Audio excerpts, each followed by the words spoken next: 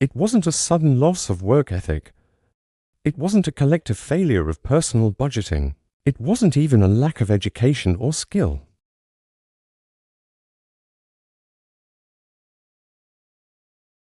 The pattern is unmistakable. History is littered with empires that attempted to defy arithmetic. They all failed. In every instance, the majority of the population fell behind not because they earned less, but because the currency they earned was being hollowed out from the inside.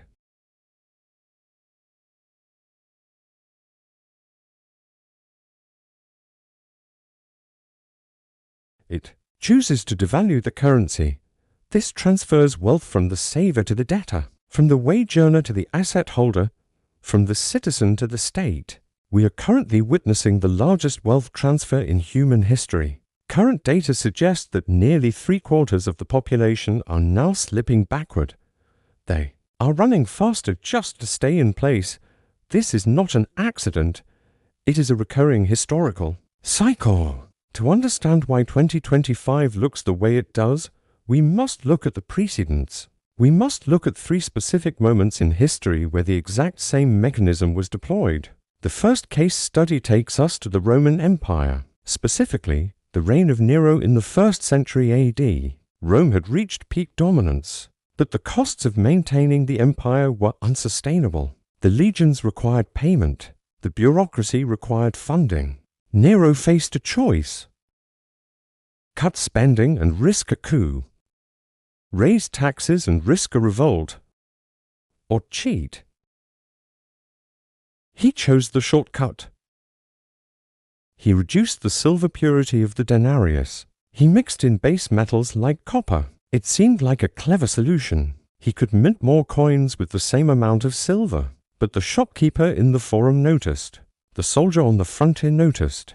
Prices began to rise. The wheat that cost a family 1 denarius soon cost 2. The currency was debased, and the middle class was slowly strangled. By the crisis of the 3rd century, the currency had lost nearly all its value. The soldier demanded payment in gold or land, not coins. The merchant hoarded goods. The average Roman citizen, once the backbone of the empire, was reduced to serfdom. Just like Rome, the Spanish Empire in the 16th and 17th centuries fell into the same trap.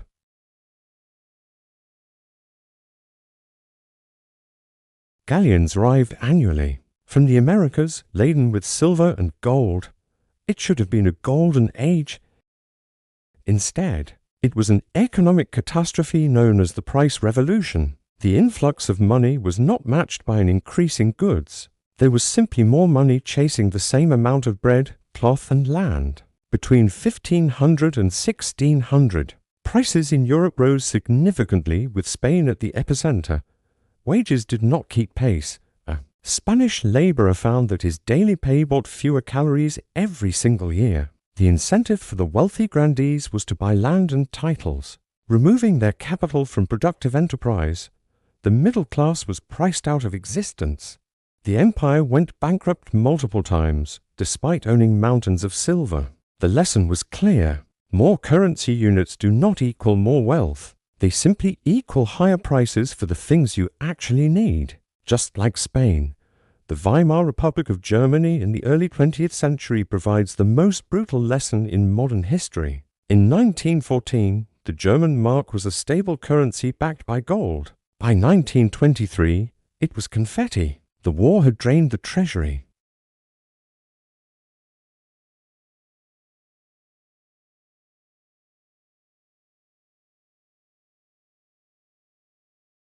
The result was hyperinflation, but the mechanism of social destruction is what matters here.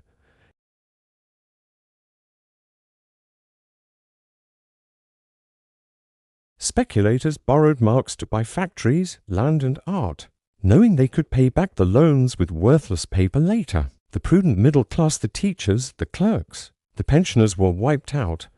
A lifetime of savings could not buy a loaf of bread.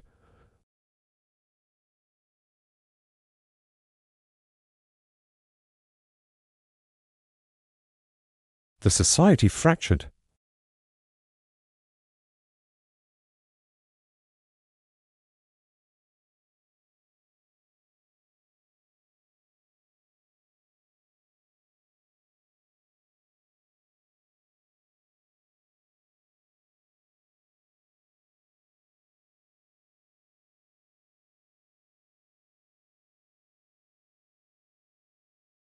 Stage 3 is the turning point, where the government abandons austerity and begins deficit spending to maintain appearances. Stage 4 is the era of debasement, where the monetary authority begins to print currency or suppress interest rates to finance the debt, decoupling money from value.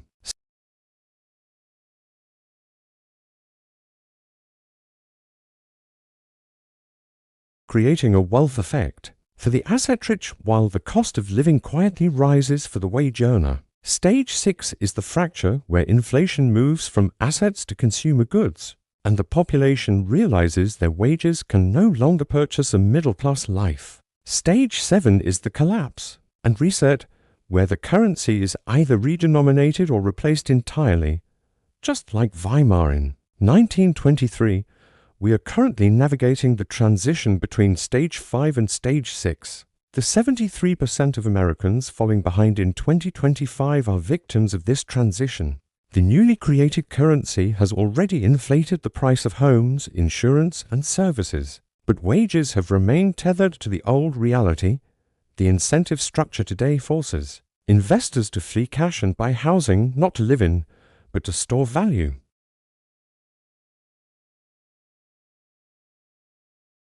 When you hear that the economy is growing, ask yourself, is it production growing, or just the price of assets? There is a counter-argument often cited by modern economists. They argue that technological deflation will offset these monetary forces, that cheaper goods from automation will save the consumer.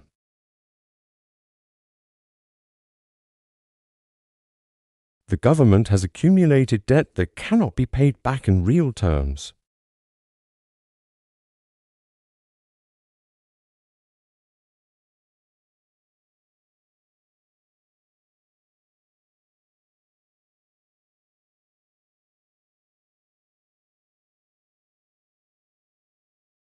The first is controlled decline. This is often called financial repression.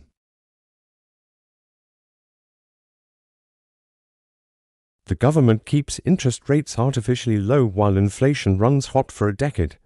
This slowly liquidates the debt and the middle class's savings without a dramatic crash. It is a slow bleed, a decade of declining living standards where you work harder for less.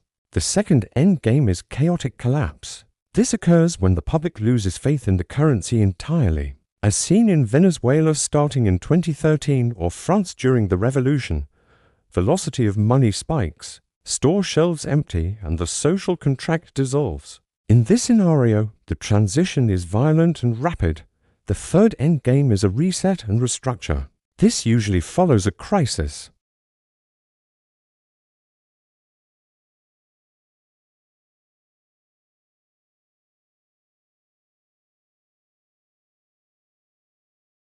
Today, this might look like a transition to a central bank digital currency or a revaluation of gold, reserves to recapitalize the system.